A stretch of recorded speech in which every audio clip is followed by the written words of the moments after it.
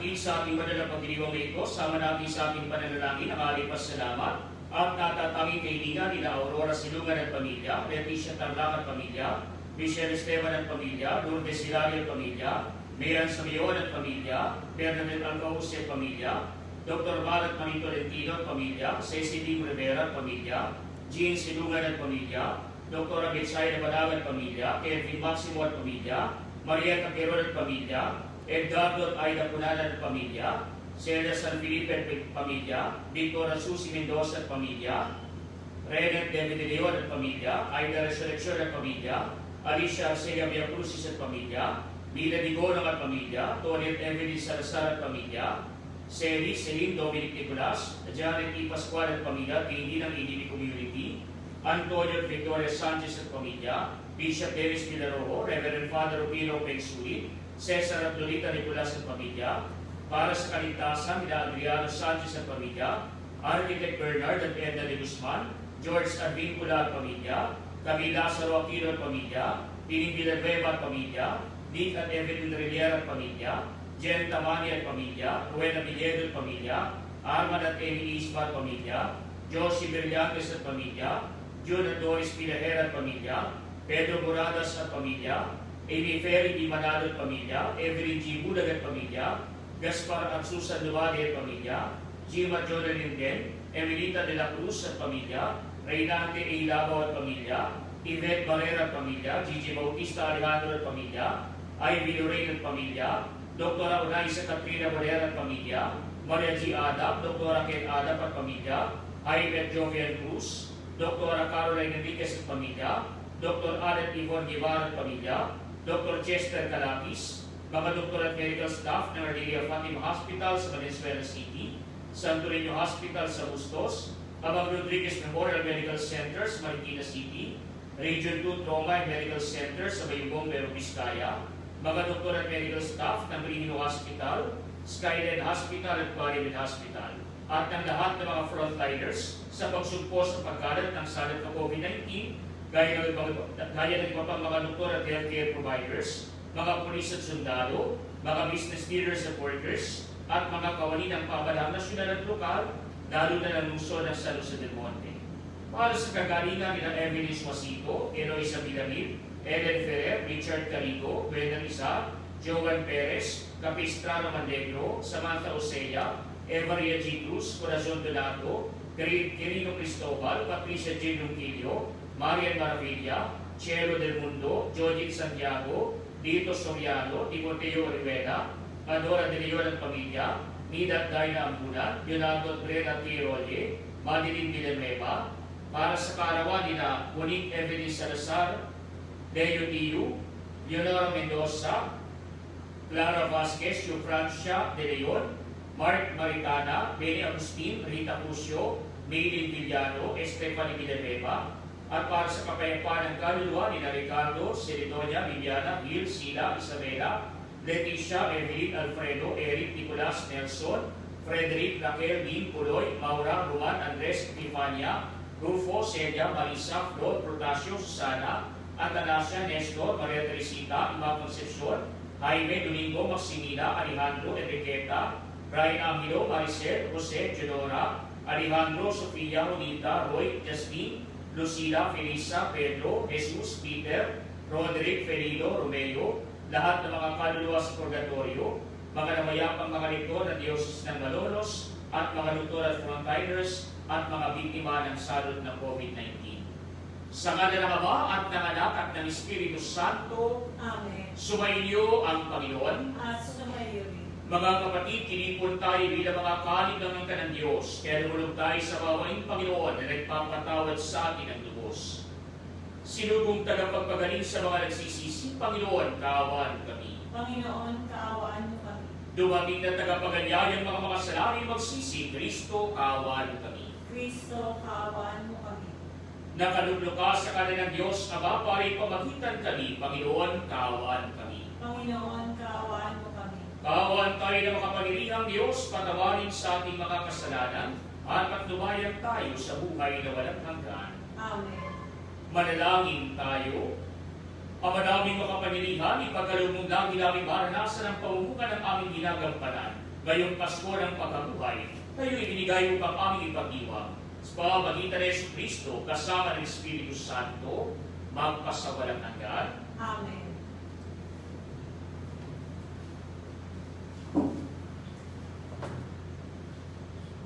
Ang salita ng Diyos mula sa mga gawa ng mga apostol. Mula sa Troas, tuloy-tuloy kaming naglayag patungong sa Motrasya at kinabukasay sa Neapolis. Mula ro'y nagtungo kami sa Filipos, isang kolonyang Romano at pangunahing lungsod sa dakong iyon ng Macedonia. Nanatili kami roon ng ilang araw at ng araw ng pamamahinga, lumabas kami ng lungsod at nagpunta sa tabing ilog. Sa isang poong na nakala naming dakong panalaminan ng mga Hudyo, naupo kami at nakipag-usap sa mga babaeng nagkakatipon doon.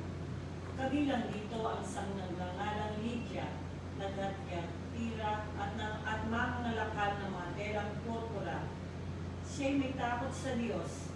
Binuksan ng Panginoon ang kanyang isip at siya'y naniwala sa ipinangangaral ni Pablo. Nagpabinyag siya at ang mga kasambahay niya. Pagkatapos, sinabi niya, kung itinuturing ko rin akong tapat na lingkod ng Panginoon, doon na kayo tumuloy sa amin. Mahigpit ang kanyang anyaya, kahit hindi namin napahindihan. Ang salita ng Diyos. Salamat sa Diyos. Panginoon'y nagagalak sa hirang niyang mga anak. Panginoon nagagalak sa hirang niyang mga anak. Ang Panginoon'y purihin, awitan ang bagong awit. Purihin sa pagtitipon ng tapat sa pananalig. Magalak ka, O Israel, dahilan sa manilikha. Dahilan sa iyong hari, ikaw Sion, ay matuwa. Panginoon'y nagagalak sa hirang niyang mga anak. Purihin sa pagsasayaw, purihin ang kanyang ngalan. Alpat tambol ay tutugin at siya ay papurihan. Panginoon'y nagagalak sa kanyang mga hirang. Sa nangagpapakumbabay, tagumpay ang ililigay. Panginoon'y nagagalak sa hirang niyang mga anak. Sa tagumpay na natamo, magalak ang mga hirang. Sa kanyang pagpipista ay magsaya't mag-awitan. Sa pagpuri sa Panginoon ay bayaang magsigawan. Ang tatanggap ng tagumpay ay ang kanyang mga hirang. Panginoon'y nagagalak sa hirang niyang mga anak.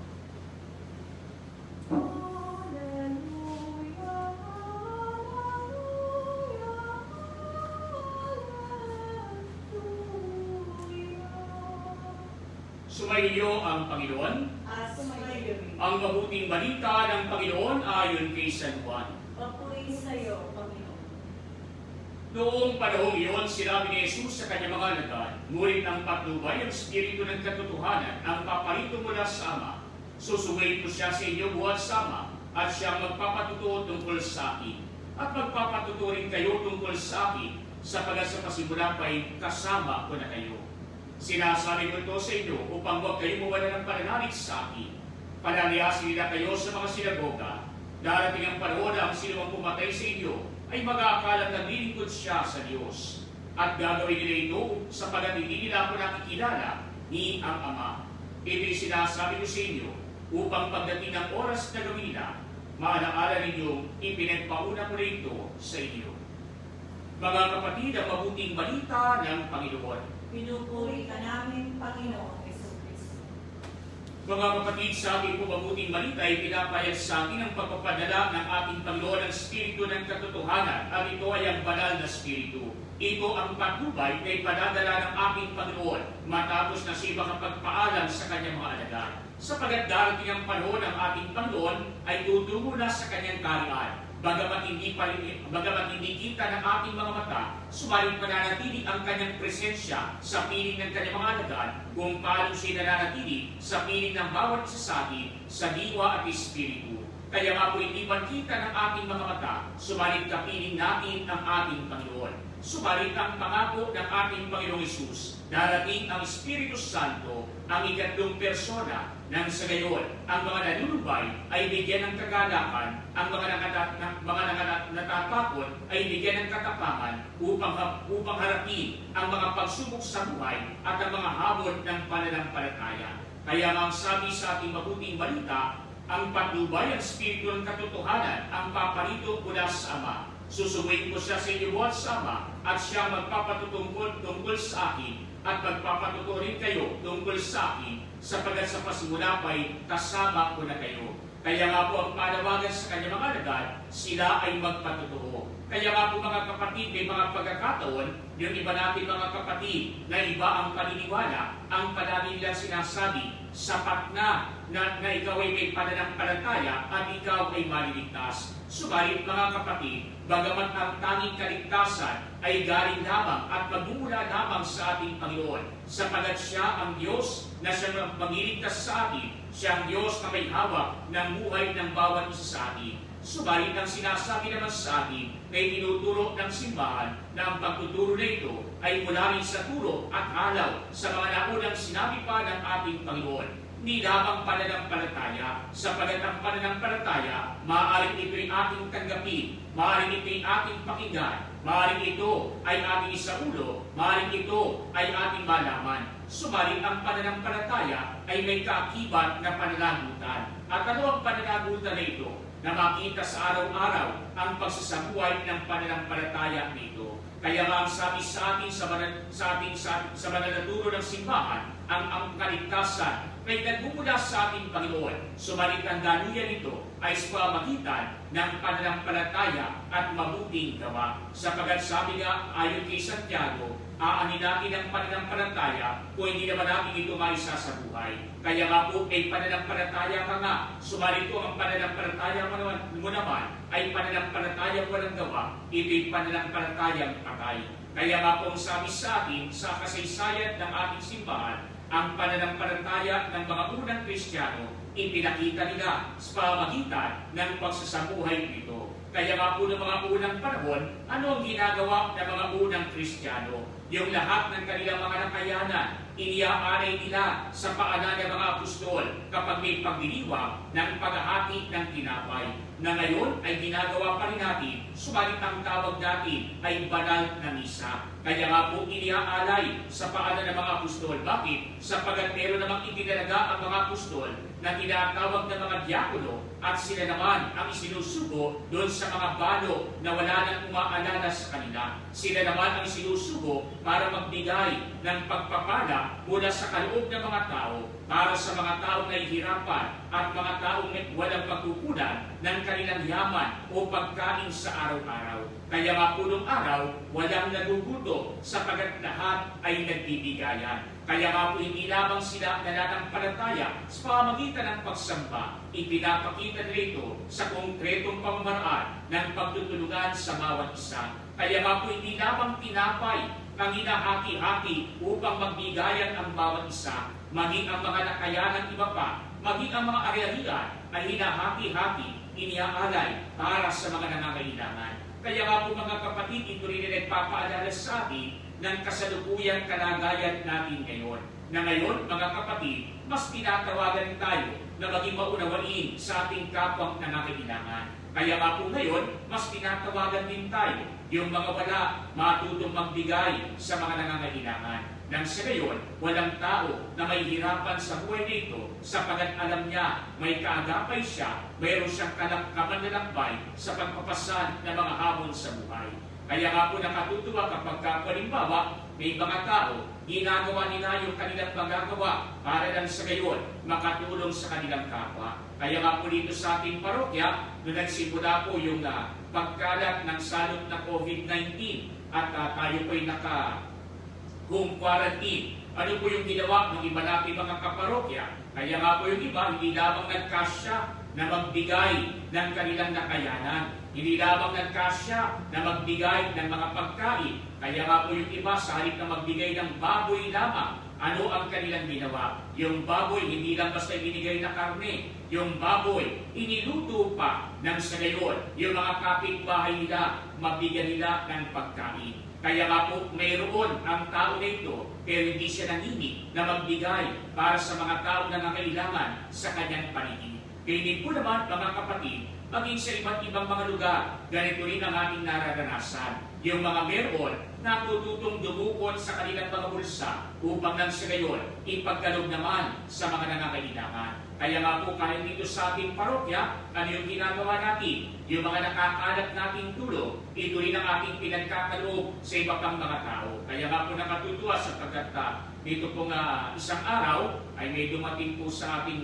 tulong at ito po ay mula uli sa St. Vincent Seminary sa mga alumni ng St. Vincent, at nagbigay sila ng ilang kaban na bigas para sa atin. Nang sa gayon, ito'y muli na may pamahagi sa ating mga kababayan, sa ating mga kaparokya, sa ating mga kamananampalataya, at maging sa mga tao hindi man natin kabahagi sa ating pananampalataya, subalit tunay namang nangangailangan, sila rin ay makatatanggap kung mapagkakasya natin yung mga pinagkaloob sa atin. Kaya nga po mga kapatid, hindi man lahat ay mabibigyan, subalit ang sinasabi sa atin, hindi nawawala sa atin yung pagbibigayan para sa ating kapwa. Kaya nga po nagpapasalamat tayo sa mga taong tumutulong sa atin, sa mga taong tumutulong para sa kanilang kapwa. Kaya gayon din po naman mga kapatid, sa kasalukuyang panahon, ang panawagan sa atin, hindi ka lamang maging saksi o tagapagpatutuo sa pamagitan ng iyong bibig. Kinakailangan din naman tayo kumilos para sa ating kapwa. Kaya isipin na lamang natin mga kapatid,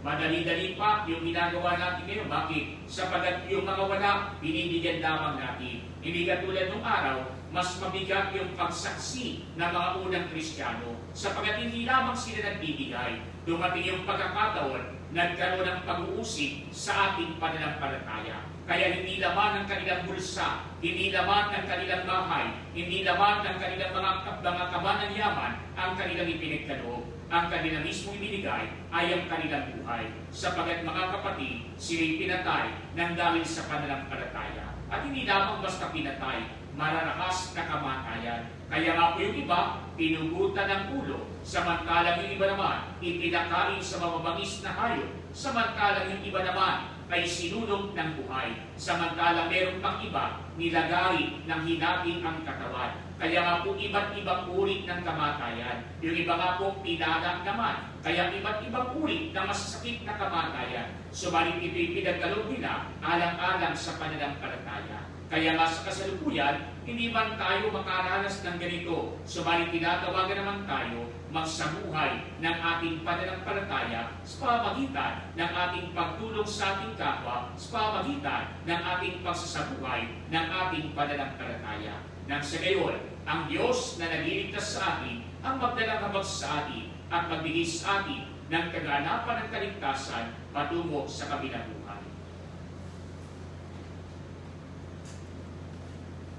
Mga kapatid, marami nagpapatutuo sa kanilang pananampalataya sa pamamagitan ng kanilang buhay.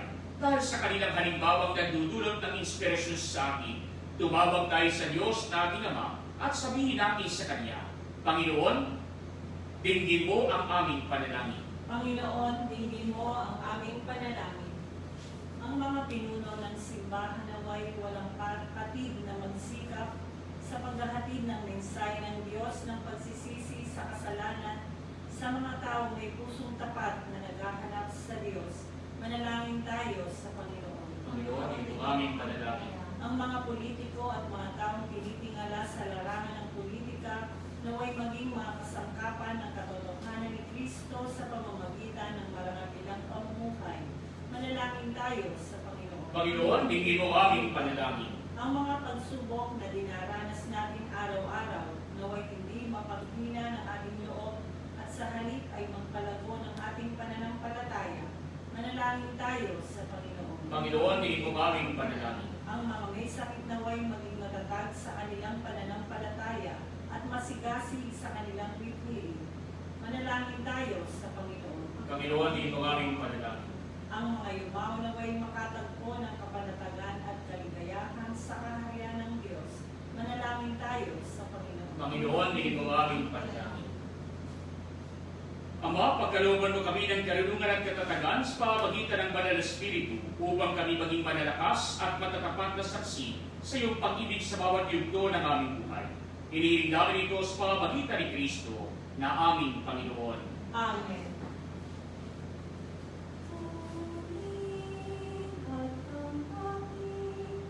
Ang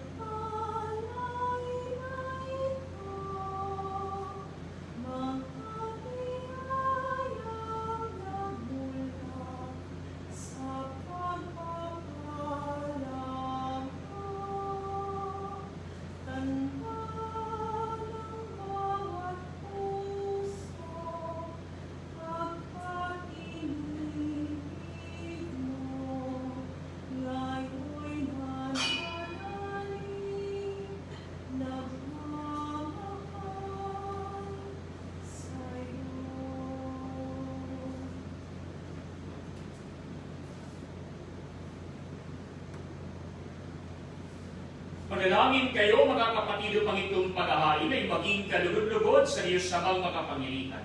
Tanggapin nawa ng Panginoon itong paghahain sa iyong mga kamay, sa kapurihan niya at karangalan sa ating kapakinabangan at sa buong sambayanan niyang banal. Ang madaming nimika, tagapin mo mga ari ninyong sambayanan natutuwa, ang pagkabuhay ng iyong anak na nilumong aming ikatuwa ngayon, ay papagbungari mo ng ganap na mananatili sa aming habang panahon. Sa pamamagitan niya kasama ng Espiritu Santo, magpasawalang hanggan. Amen. Sumainyo ang Panginoon. At sumayo, Itaas sa Diyos ang inyong puso at diwa. tinaas na namin sa Panginoon. Pasalamatan natin ang Panginoong ating Diyos. Marapat na siya ay pasalamatan. Ang madaming makapangyarihan tuloy ng marapat na ikaw ay aming pasalamatan. Ngayong pinagdiriwang ang paghahain ng Mesiyas, ang maamong tupa na tumubos sa amin lahat. Ang katawan ng anak mong sa krus na bayubay ay handog ng pag-ibig na walang kapantay. Ito ang paghahain ng anak mong kinalugdan. Ito ang nilugati ng dating pag-aalay. Ang buong sarili ng anak mong si Jesus ay nihain sa iyo upang kami ay matubos. Siyang damban at paring nagahando, siya pa rin ang tupang handog na inilugod. Kaya kaysa ng mga anghel na nagsisiawit ng papuri sa iyo nang walang humpay sa kalangitan, kami nagpupunyi sa iyong kadakilaan. Santo, Santo, Santo, Panginoong Diyos ng mahukbo, napupuno ang langit at lupa ng kadakilaan mo. Hosana sa kaitaasan. Pinagpala ang napaglilito sa ngalan ng Panginoon. Hosana sa kaitaasan. Ang madaming banal, ikaw ang bukal ng tagang kabanalan. Kaya sa pamagitan ng iyong Espiritu, gawin mong banal ang mga kaloob na ito upang para sa amin maging katawan at dugo ng aming Panginoong Jesucristo. Bago niya pinag-isang kusang loob na maging handog, hinawa kaniya ang tinapay. Pinasalamatan kaniya. Pinagatihabi niya iyon. Iniyamot sa kanyang mga alagad at sinabi, tanggapin ninyong lahat ito at kanin. Ito ang aking katawan na ihahandog para sa inyo.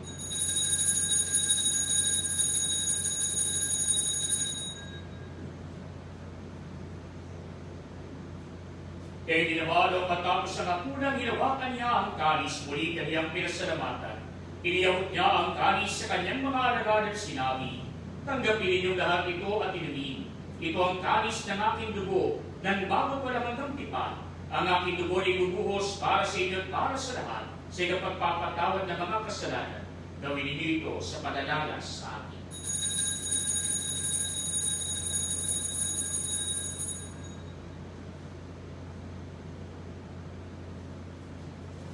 Mga kapatid, ang misteryo ng aking pananampalataya. Si Kristo'y namatay, si Kristo'y nabuhay, si Kristo'y babalik sa wakas ng panahon.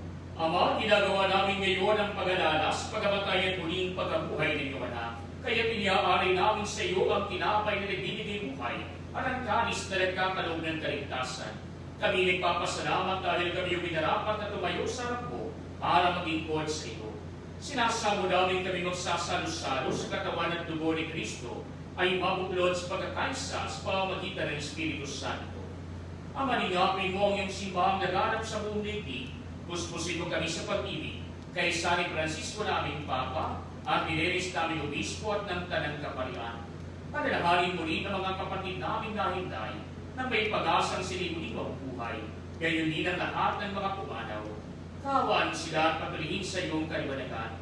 Kaawaan mo at pagindapatin kaming lahat na makasalo sa iyong buhay na walang wakas. Kay sana mahal na Birheng Maria na ina ng Diyos, ni San Jose na kanyang kabiyak ng puso. Kay sana mga apostol at na lahat ng mga banal na nabuhay dito sa daigdig ng kalugod-lugod sa iyo. May pag-ibang nawa namin ang pagpupuri sa ikararangal mo sa pamamagitan ng iyong anak na aming Panginoong Jesucristo. Sa pamamagitan ni Kristo, kasama niya sa Kanya, ang lahat ng parangal at papuri ay sa iyo, Diyos samang makapangyarihan, kasama ng Espiritu Santo, magpasawalang hanggan. Amen. Mga kapatid, sa tagubili ng mga nakagagaling na utos sa turo ni Jesus na Panginoon natin at Diyos, ipahayag natin ang lakas loob.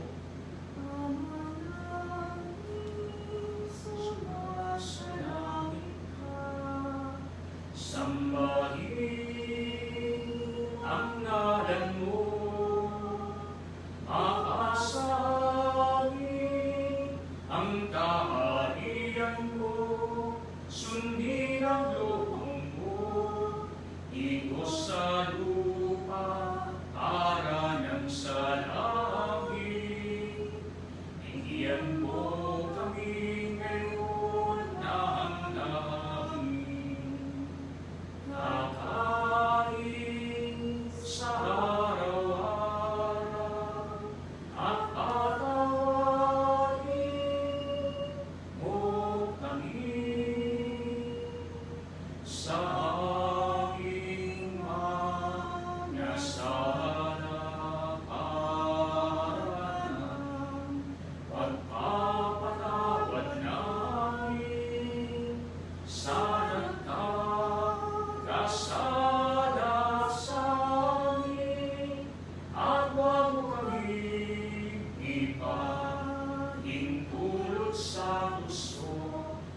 Pangyayamo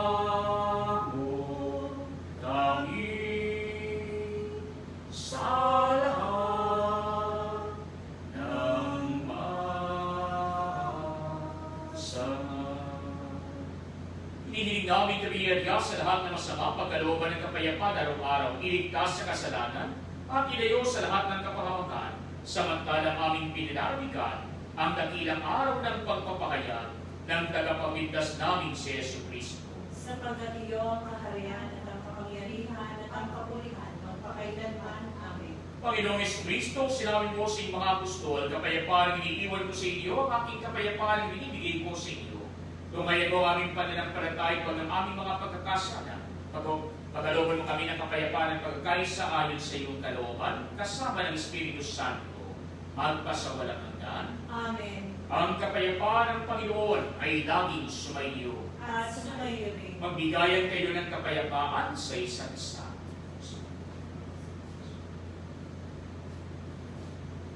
Kordero ng Diyos na nag-aalis ng mga kasalanan ng salibutan, maawa ka sa amin.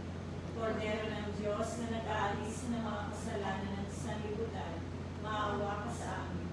Kordero ng Diyos na nag-aalis ng mga kasalanan ng sanlibutan, ipagkaloob mo sa amin ang kapayapaan. Mga kapatid, ito si Kristo, ang kordero ng Diyos na nag-aalis ng mga kasalanan ng sanlibutan. Mapapalan tayo inaanyayahan sa kanyang piling. Panginoon, hindi ako dapat na magpatuloy sa iyo. Ngunit sa isang salita mo lamang ay gagaling na.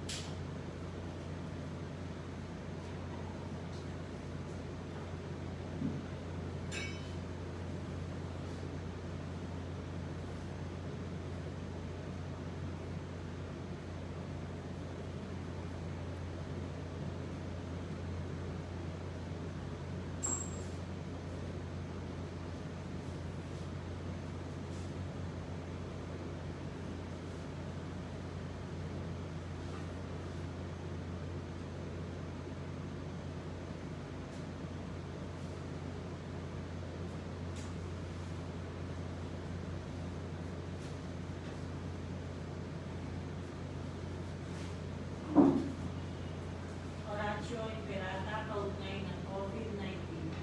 Amang makapangyarihan, lumalapit kami sa iyo sa aming pangangailangan. Ingatan mo kami laban sa COVID-19 na lumalaganap sa kasalukuyan at nagiging sanhi ng kamatayan. Tulungan mo ang mga nagsisipag-aral sa kaligtasan at pinagmumula ng virus ng salot na ito at kung paano masusugpo ang paglaganap ng sakit na dulot ito. Gabayan mo ang mga kamay at isipan ng mga eksperto sa medisina nang mapaglingkuran nila na may puso at kakayahan ng mga karamdaman at sa mga sangay ng pamahalaan at mga pribadong ahensya na makatagpo ng lunas at solusyon sa salot na ito. Isinasamo namin ang mga ginabuhan ng sakit na ito ay mabalik sa kalusugan sa madaling panahon. Kumilos nawa kami sa ikabubuti ng lahat at matulungan ng lahat ng nangangailangan.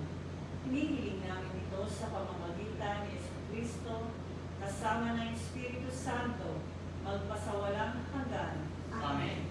Maria, kakuha ng mga Kristiyano, Panalangin mo kami. San Rafael Arcangel, Panalangin mo kami. San Roque, Panalangin mo kami. San Lorenzo Luis, Panalangin mo kami. San Pedro Calungsod, Panalangin mo kami. San Pedro Apostol, Panalangin mo kami.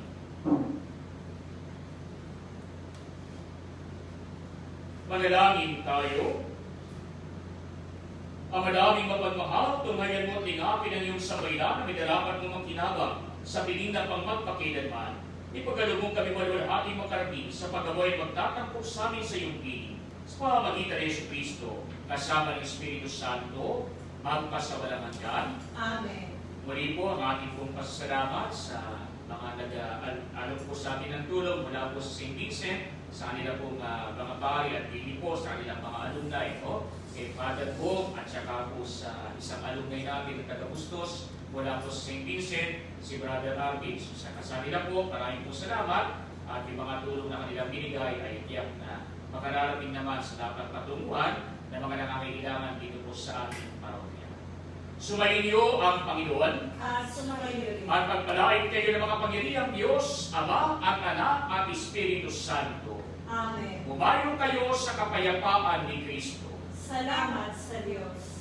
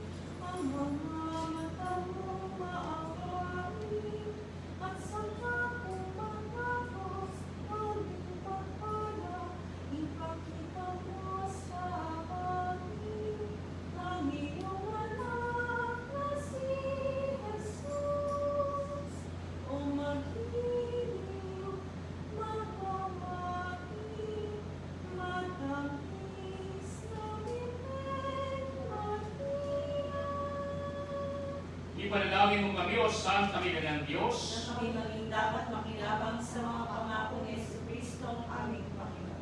mapagpalang Ama, kasi mo kami ng iyong mahal na pagpapal at kaya lamang sa pamamalita ng Anghel, ay nakilala namin ang pagkakataong tao ni Jesucristo anak mo.